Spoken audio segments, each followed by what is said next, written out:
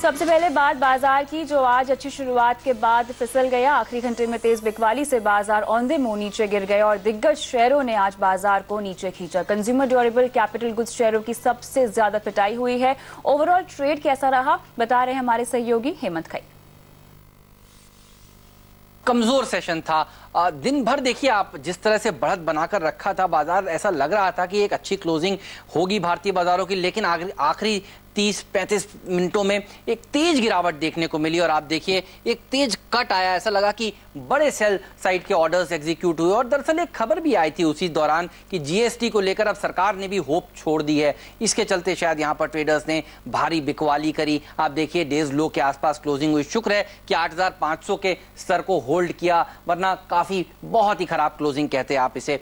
शुक्रवार का सेशन भी हमने देखा था, कमजोरी भरा ही रहा था। आज हैवी वेट्स में बिकवाली देखने को मिली। ओएनजीसी, आरआईएल, केन, ये कुछ स्टॉक्स थे जो तेजी से पिटते हुए नजर आए। हैवी वेट्स की और बात करें तो आईटीसी ने खराब प्रदर्शन दिखाया। इन्फोसिस करीब 2 बजे के आसपास निफ्टी में बढ़ने वाले शेयरों में सबसे ऊपर था, ये सबसे आगे था और उसके बाद देखिए एक अचानक स्विंग जो देखने को मिला, उसके चलते स्टॉक में दबाव बना। एमएनएम जैसे शेयर भी 2.5% कमजोरी के साथ जाकर बंद हुए। अब बाजार की नजर कल आने वाली 5 दिग्गज निफ्टी की कंपनियों के ऊपर है नजर। एसबीआई 0.5% मजबूती के साथ बंद हुआ है। सन फार्मा और टाटा स्टील हालांकि लाल निशान के साथ जाकर बंद हुए हैं। लेकिन टाटा मोटर्स ने शुक्रवार को बाजार बंद होने के बाद खराब नंबर्स पेश किए थे और आज देखिए स्ट्रीट ने यहां पर बिकवाली करीब, डीवीआर भी करीब 1.5% नीचे जाकर बंद हुआ। डीवीज लैब ने अच्छे नंबर्स पेश किए, 1:1 का बोनस भी दिया, 4.5-5% ऊपर जाकर ये शेयर बंद हुआ। जेएसपीएल के नंबर्स भी काफी पसंद आए बाजार को। लेकिन यूको बैंक ने काफी डिसअपॉइंट किया, यहां पर एनपीएस बढ़े और आप देखिए 3-3.5% की गिरावट। एमआरपीएल के अच्छे नंबर्स के बाद एक तेज मुनाफा वसूली स्टॉक में देखने को मिली, 11% नीचे। और सोबा डेवलपर्स के नतीजों ने भी निराश किया, 5% की गिरावट देखने को मिली। आज दिन के दौरान वोखार्ड ने अच्छे नंबर्स पेश किए, अच्छे इसलिए भी लग रहे थे क्योंकि लो बेस पे थे। आप देखिए एक 3-3.5% का उछाल। चेन्नई पेट्रो के नंबर्स बहुत ही शानदार थे, 14-15% तक की बढ़त यहां पर देखने को मिली। और चंबल फर्टिलाइजर्स ने भी अच्छा प्रदर्शन दिखाया, 11% की तेजी यहां पर बनी।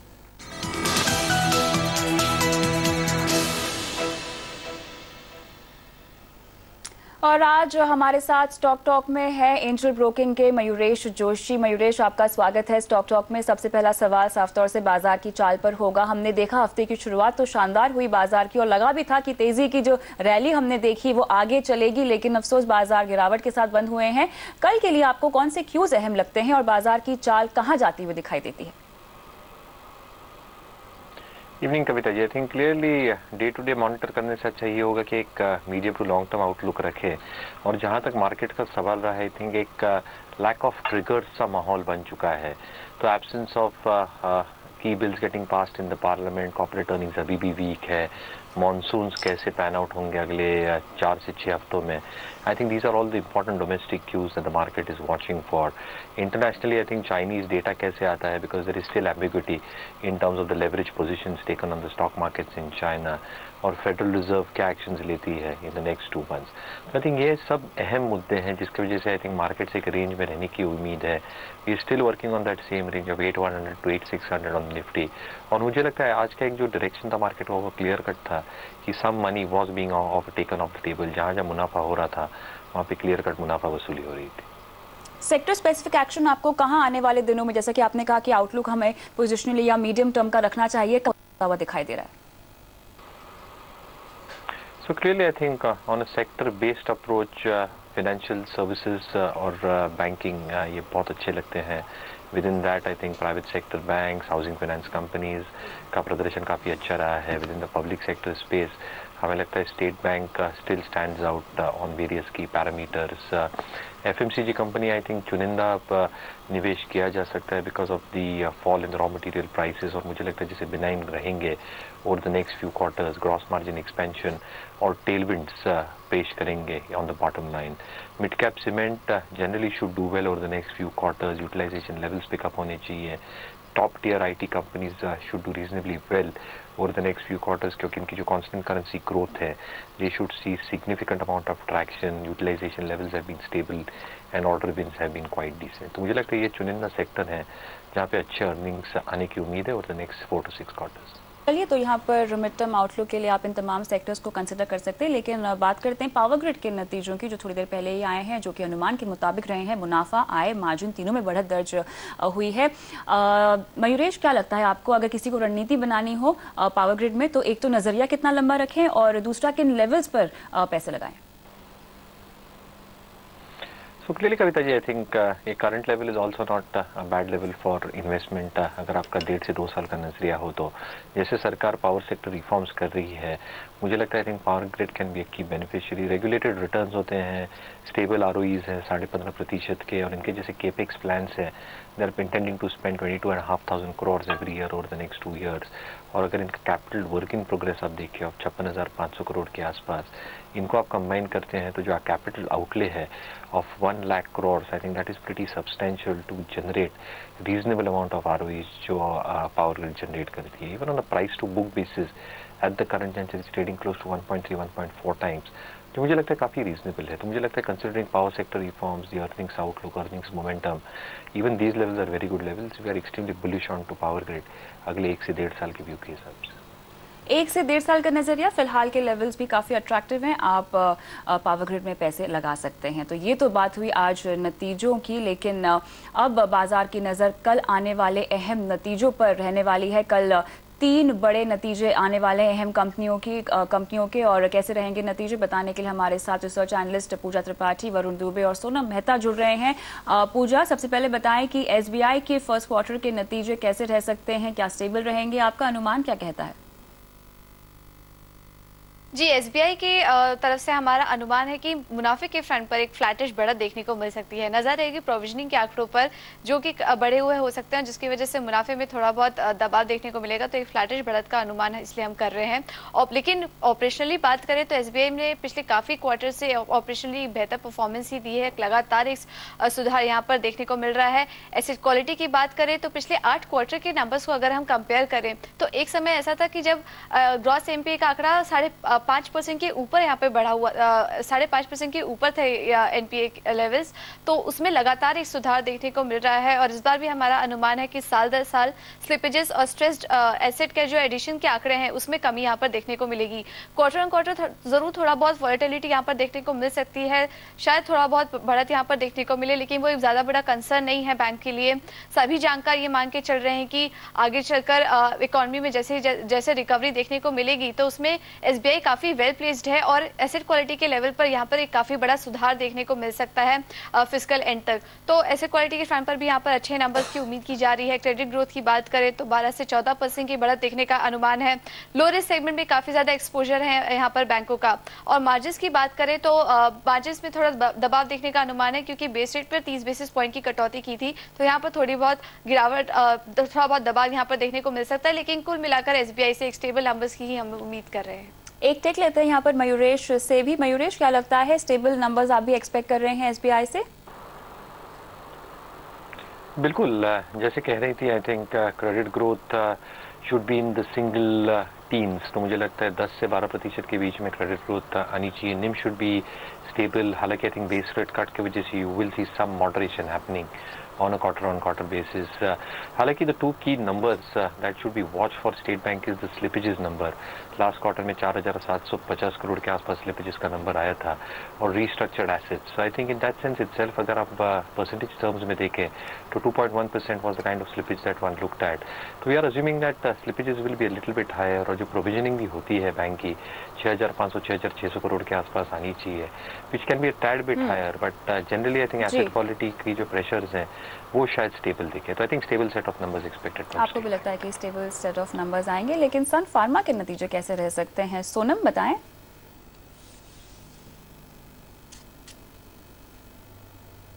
सन फार्मा के लिए दूसरी तिमाही होगी जहां पर रैनबैक्सी की इंटीग्रेशन या मर्जर के बाद नंबर्स रिपोर्ट होते हुए दिखाई देंगे, इसलिए साल दर साल नंबर्स कंपेरेबल नहीं है। तिमाही दर तिमाही अगर हम नंबर्स को कंपेयर करते हैं तो स्ट्रीट बेहद ही डिवाइडेड दिखाई दे रहा है। एक बहुत बड़ा रेंज आ रहा है हर एक फ्रंट पे। हमारे अनुमान के मुताबिक मुनाफे में 42% की बढ़ोतरी, तो आय में 6% का जंप देखने को मिलेगा। 29.5% के मार्जिन कंपनी डिलीवर करेगी पिछले साल के 14.5% के मुकाबले। US मार्केट फिर से डिसअपॉइंट करेगा, क्योंकि हेलोर फैसिलिटी पर बैन लगा हुआ है, लेकिन यहाँ पर सपोर्ट टैरो फार्मा की तरफ से आ सकता है, जिसने बेहतरीन नतीजे घोषित किए थे। इंडिया मार्केट परफॉर्मेंस थोड़ा सा स्टेबल रहेगा, 10% की बढ़ोतरी की उम्मीद रखी जा रही है, लेकिन मार्जिन में फिर से एक इम्पैक्ट आता हुआ दिखाई देगा रैनबैक्सी के मर्जर के खर्चों के कारण, साथ ही हलाल फैसिलिटी के लिए रेमिडेशन कॉस्ट के कारण और R&D एक्सपेंसेस में बढ़ोतरी के कारण तिमाही रिकवरी की पूरी उम्मीद रखी जा रही है। लेकिन ये नहीं भूलना चाहिए कि इस दूसरे तिमाही के दौरान ही कंपनी ने खुद एक वार्निंग जारी किया था। कंपनी का खुद का कहना था कि वित्त वर्ष 2015 के मुकाबले वित्त वर्ष 2016 के आय फ्लैट रहेंगे या फिर गिरावट देखने को मिल सकती है, एक मुनाफे में एक हिट आता हुआ दिखाई दे सकता है। इसे तिमाही जरूर नतीजे मजबूत दिखाई दे रहे होंगे, लेकिन साल दर साल कंपैरिजन या फिर कंपनी जो भी रीस्टेटेड नंबर्स देगी उसका कंपैरिजन बहुत ही जरूरी होगा देखने के लिए कि कंपनी में एक ग्रोथ देखने मिला है या फिर एक डी ग्रोथ देखने मिला है। ये तो ऐसे रह सकते हैं सन फार्मा के नतीजे, लेकिन टाटा स्टील के नतीजे कैसे रह सकते हैं, इस पर बात करेंगे और साथ ही आपको बताएंगे आज की वैल्यू पिक और निफ्टी स्ट्रैटेजी, ये सब कुछ इस ब्रेक के बाद।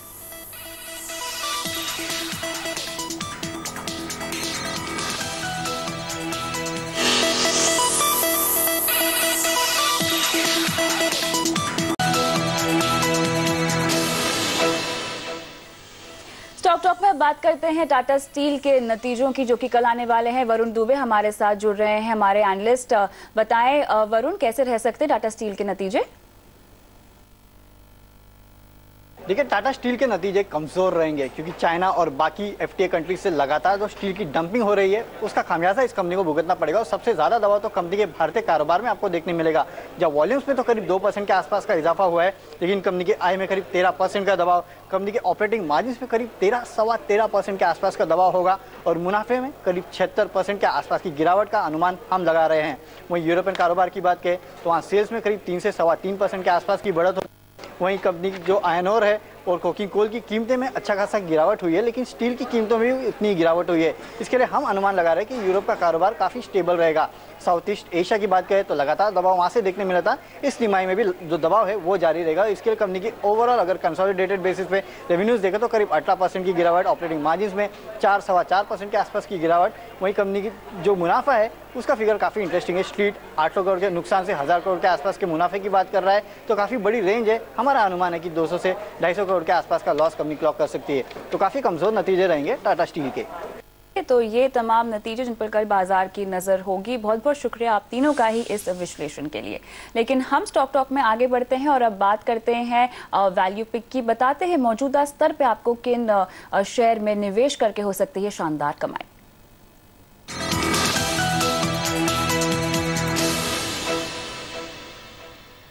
मयूरेश, बताएं कहां आप हमारे निवेशकों को निवेश करने की सलाह दे रहे हैं? कविता जी, जो स्टॉक मैंने चुना है वो है बजाज इलेक्ट्रिक के लिए। पहले भी आपके शो पे सजेस्ट किया था, it has hit a target price, but looking at the numbers और जैसे एक टर्न अराउंड स्टोरी की हम उम्मीद कर रहे थे स्पेसिफिकली ENP सेगमेंट में, the company has started delivering results on that front. तो अगर आपने ये क्वार्टर के नतीजे देखे हों तो there was a significant improvement in top line. 14% से टॉप लाइन ग्रो हुई थी, जिसका एक मेजर कंट्रीब्यूटिंग फैक्टर था ENP segment, which actually had EBIT margins of 5.8%। 34-35% की ग्रोथ करने की उम्मीद है over the next couple of year, specifically on the ENP side. और जहाँ तक मार्जिन्स का सवाल है, आई थिंक कंज्यूमर डिस्क्रिशनरी जो उनकी सेगमेंट है उसने थोड़ा डिसअपॉइंट किया। Lighting and luminaire grew 20% in the quarter gone by to around 200 odd crores। और मुझे लगता है कि जो EBITDA मार्जिन एक्सपेंशन की हम बात कर रहे थे, that can be quite significant. तो जहाँ तक नंबर्स की हम बात करें तो एक 11.5% की ग्रोथ की उम्मीद है टॉप लाइन में कैगर बेसिस पे, क्लोज टू 5,290 odd crores। हमें लगता है कि जो EBITDA मार्जिन्स क्लॉक करेगी कंपनी, that should be in the range of 5.8 to 6% for FY17, जिसका मतलब यही होता है because of cost optimization and improvement in the ENP business specifically, क्योंकि जो ENP EBIT लॉसेस बना रहा था FY15 में to the tune of 86 odd crores, we are expecting it to make EBIT profits to the tune of 96 odd crores by FY17, जिसकी वजह से पूरी टर्न अराउंड स्टोरी हो सकती है। और जिसकी वजह से जो प्रॉफिटेबिलिटी है that can come around 128 crores from losses that it incurred in FY15। तो मुझे लगता है even from a valuation perspective eight the current juncture काफ़ी अट्रैक्टिवली प्लेस्ड है। तो it's an entire turn around story which is taking shape in terms of numbers catching up. और मुझे लगता है नंबर्स अगले फ्यू क्वार्टर्स में अच्छे होते जाएंगे। Consumer discretionary will also start contributing, lightings and luminaire division will also start contributing both in terms of EBIT margin and EBIT expansion. तो मुझे लगता है काफ़ी अच्छा अर्निंग्स अपग्रेड हो सकता है। So Bajaj Electricals remains one of my favourite picks. target of 341 over the next 12 months. 341 का टारगेट और नजरिया होगा लगभग 1 साल का। इसी के साथ वक्त है एक ब्रेक का। ब्रेक के बाद शुरू करेंगे सवाल जवाब का सिलसिला। साथ ही आपको बताएंगे कल के लिए निफ्टी में क्या रणनीति आपको बनानी चाहिए। बने रहें।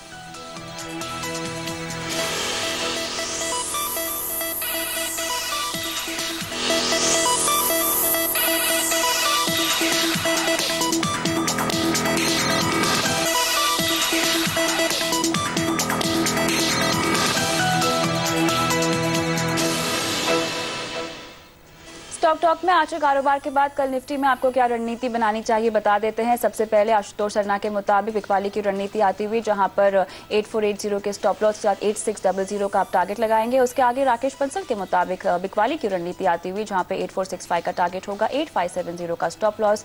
और कुणाल सरोगी के मुताबिक भी बिकवाली की रणनीति और यहां पर 8470 का टारगेट और 8575 का स्टॉप लॉस। अब शुरुआत करते हैं सवाल जवाब के सिलसिले के साथ। पहले दर्शक गोविंद पुणे से जुड़ रहे हैं। नमस्कार गोविंद। नमस्कार जी। पूछिए किस स्टॉक पे सवाल पूछना चाहते हैं। हाँ, सवाल है मेरा आईसीआईसीआई बैंक। कितने में लिया है? 200 अपना 335। 335 के रेट पे आपने आईसीआईसीआई में पैसे लगाए हैं। क्या नजरिया है आपका गोविंद जी? नजरिया प्रॉफिट बुक करने का था, तो अभी तो ये बहुत डाउन हो गया। अभी तो आप फिलहाल 25 रुपए के आसपास घाटे में है प्रति शेयर। तो और कितना रुकना चाहते हैं, कितना समय देना चाहते हैं? दिवाली तक। दिवाली तक का समय है मयूरेश। आईसीआईसीआई बैंक में 335 की परचेज प्राइस है। क्लियरली आई थिंक थोड़ा टाइम होराइजन एलोंगेट करना पड़ेगा, क्योंकि आई थिंक जैसे हमने एक ग्रोथ देखी थी बैंक के क्रेडिट ग्रोथ में, स्पेसिफिकली रिटेल साइड पे 25% के excess, if that continues I think उनका जो पोर्टफोलियो है I think that should meaningfully expand. NIMs जैसे मैनेजमेंट ने कहा है I think should stabilize and expand going forward. Asset quality के जो प्रेशर्स हमें देख रहे थे I think they become much better in this quarter gone by. और जहाँ तक इनका ब्रांच एक्सपेंशन का सवाल है, हमें लगता है over the next 12 months ROEs of 1.6%, ROEs of 17% is not ruled out. इसलिए टाइम होराइजन थोड़ा एलोंगेट कीजिए, थोड़ा पेशेंस रखें। Over the one period of 1 year I think stock आपको अच्छे रिटर्न कमा के दे सकता है। चलिए, तो आपको फिलहाल बनने की सलाह दी जा रही है और थोड़ा सा लंबा रुके आईसीआईसीआई बैंक में आपको अच्छा खासा मुनाफा हो सकता है। इसी के साथ स्टॉक टॉक में वक्त हो गया है मयूरेश आपसे इजाजत लेने का, लेकिन जाने से पहले आपके डिस्क्लोजर्स। कविता जी, जो भी स्टॉक्स की हमने चर्चा की, मेरी पर्सनल होल्डिंग तो है नहीं, लेकिन ये सारे स्टॉक्स हमने हमारे क्लाइंट्स के साथ डिस्कस किया। बहुत बहुत शुक्रिया समय निकालकर आज तमाम सवालों का जवाब देने के लिए मयूरेश। और स्टॉक टॉक में मुझे भी दीजिए इजाजत, लेकिन आप बने रहिए CNBC आवाज के साथ। नमस्कार।